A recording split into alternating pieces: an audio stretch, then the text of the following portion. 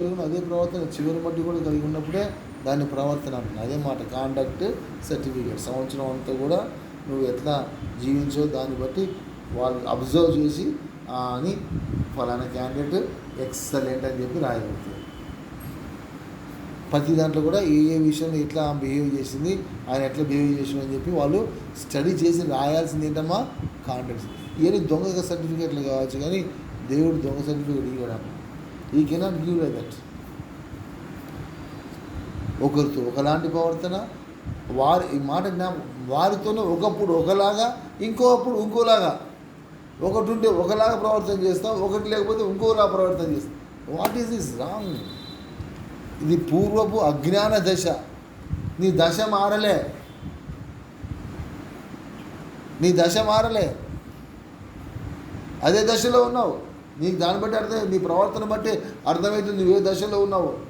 పూర్వపు అజ్ఞాన దశలో మీ ఆశలను అనుసరించి నడిచిన ప్రవర్తన బట్టి మీరు ప్రవర్తింపగా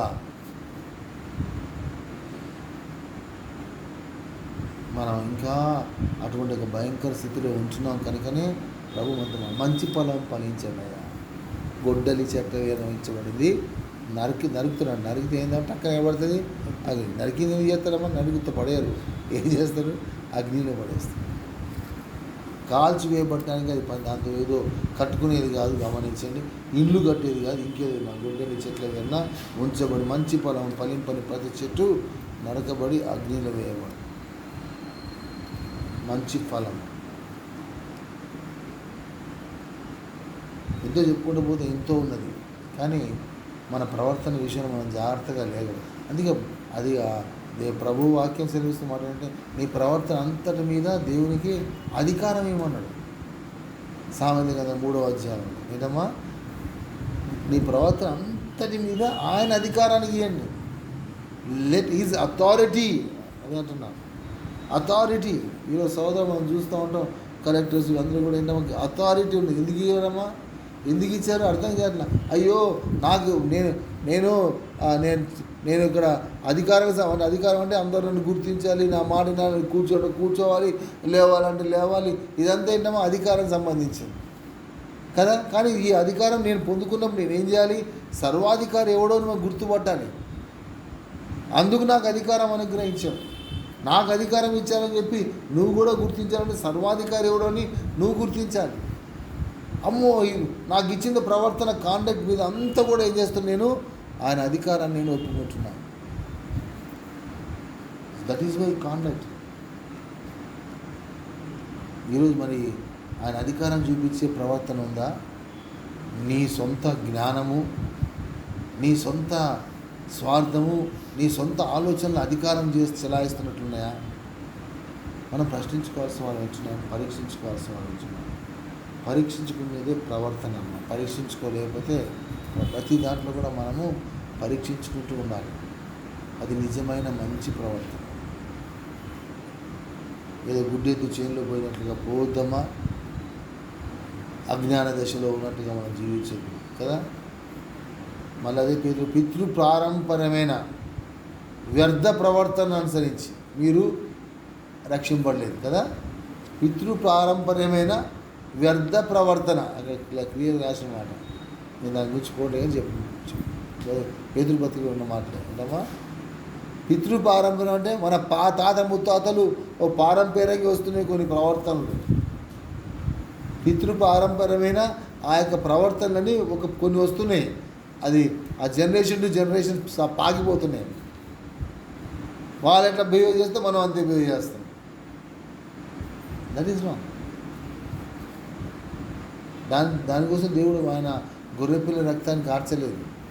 ఆయన రక్తాన్ని ఆయన కార్చలేదంట. మనసు మారి మనము మిక్కుటమైన ప్రేమ కలిగిన వారమే ఒకరికొకరు మనము. ఎందుకంటే అందం మోసగాడు ఉన్న మాటలే కదా. నీ పువ్వు రాలిపోయినట్టు అందం పోద్దండి. అందం ఏంటమ్మా? ఎంతకాలం ఉంటుంది బ్రదర్? ఉంటుందమ్మా, ఛాలెంజ్ చేస్తాం ఉంటే రాలిపోద్ది. పువ్వు రాలినట్టు రాలుతుంది. ఎవరు కూడా విరవీగి దాన్ని వీగలేదు. సో వ్యర్థ ప్రవర్తన ఈజ్ వెరీ ఇంపార్టెంట్. జాగ్రత్తమ్మా. అటువంటి ఏదో పారంపర్యంగా వస్తున్నట్లుగా ఉండకుండా మనం ఎట్లంటే ఎప్పటికప్పుడు సరి చేసుకుంటున్న వారంగా మన ప్రవర్తన. ఎందుకంటే కొరింథీ పత్రికలో రాసి ఉన్నది 15వ అధ్యాయం ఏంటమ్మా 15, మీరు నీతి ప్రవర్తన గలవారే, మేల్కొని పాపము చేయొద్దని క్లియర్ రాసిందన్నమాట. ఏంటమ్మా, మీరు ఏ ప్రవర్తన కలిగి వారు ఉండాలి? నీతి ప్రవర్తన గలవారమై ఉండాలి. దానివల్ల ఏమొస్తుంది? మేల్కొని ఉంటాం. నా ప్రవర్తన ఎందుకంటే నేను దానివల్ల మేలుకొని ఉండి జీవితం జీవించాను. పాపము చేయకుడి అక్కడ రాసిన మాట అక్కడ చాలా దానిపైన ఉన్నది. చదువుకుందాం మంచి. ఎన్నో అధ్యాయమో? 1 కొరింథీ 15వ అధ్యాయము 34వ వచనం. రేపు శనివారం అక్కడ చదవండి.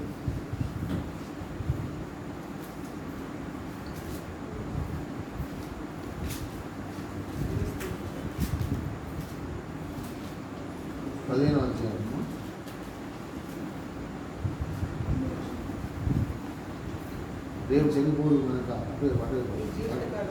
అటువైపు కింది 15:34.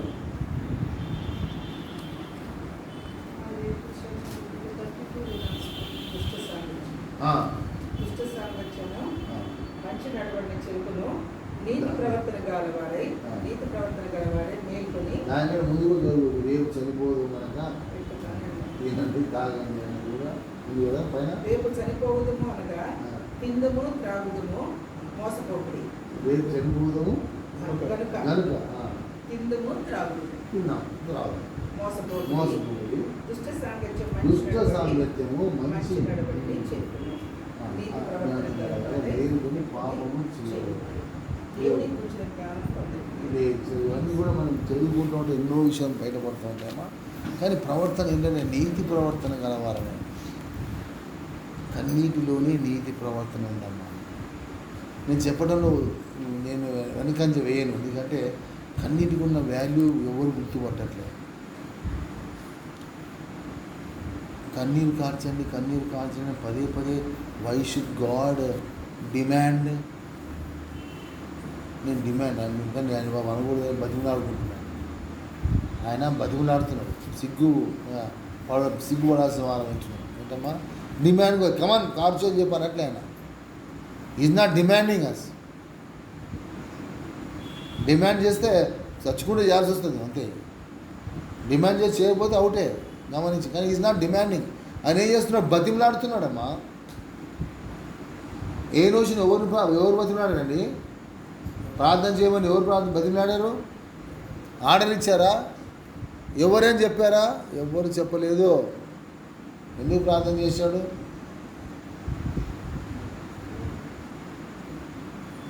ఆలోచించాడు. ఎవరు చెప్పకముందు ఎట్లా ప్రార్థన చేశాడు? ఈరోజు కన్నీరు కార్చండి అని పదే చెప్తున్నప్పటికీ కూడా కన్నీరు కార్వాలని ఒక దుష్ట సాంగత్యం. నువ్వు దుష్టితో సాంగత్యం చేస్తున్నావు కనుకనే నువ్వు కన్నీరు రావడం లేదు. నీ హృదయం కఠినపరుచుకుంటున్నావు. నీ హృదయం అది శిలలాగా మారిపోతుంది. శిల అంటే నమ్మ మళ్ళీ అది హృదయం ఏమవుతుంది? శిల పడుతుంది. ఇంక ఎవడు ఏం పెట్టుకుంటున్నా బర్మాలు పెట్టినా పగలదు, ఎవరు పెట్టినా పగలదు. అంత గట్టి చేసుకుంటున్నాం.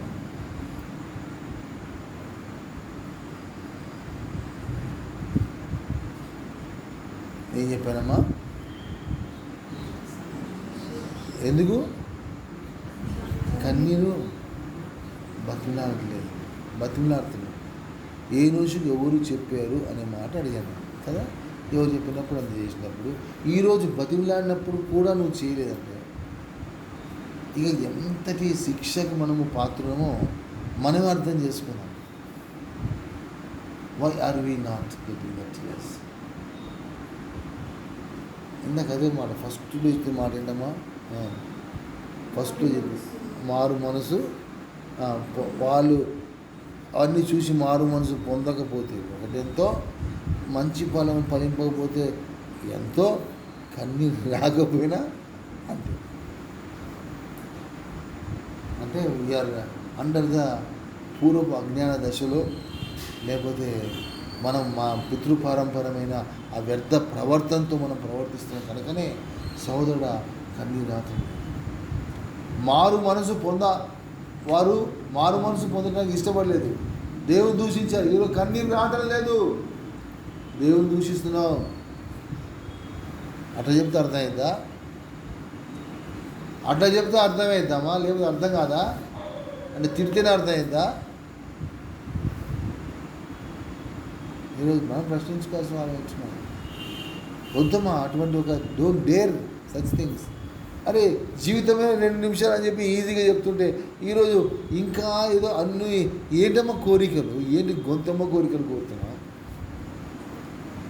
అసలు కోరికలు కోరడానికి కూడా అవకాశం కూడా లేని పరిస్థితి. ఆశలే అనవసరంగా అనిపిస్తున్న స్థితిగా మన చుట్టూ మనం చూస్తున్నాం. కోట్లు ఉంచుకున్నా అంతే, కోట్లు లేకపోయినా అంతే సహోదరుడా. ఎవరు ఏ ఆశలు కూడా తీర్చుకోలేని స్థితిలో ఉన్నారు. మన అవసరతను బట్టికే మనం చూసుకోవాల్సిందే కానీ ఆశలు తీర్చుకునే సమయం కాదు. ప్రతిదీ కూడా దేవుడు మనతో స్పష్టంగా కనిపరుస్తూ మాట్లాడుతున్న దేవుడు వచ్చినాడు. కన్నీరు కారమని చెప్పిన తర్వాత కారడం గొప్పతనం కాదంటున్నాను. దాంతోపాటు ఇంకోటి కూడా చేస్తాను అని నేను ఆయన చెప్పింది కూడా చేస్తాను అన్నప్పుడే దాని ఒక వాల్యూ ఉన్నది. ఏందమ్మా? కన్నీరు కారుస్తాను ప్లస్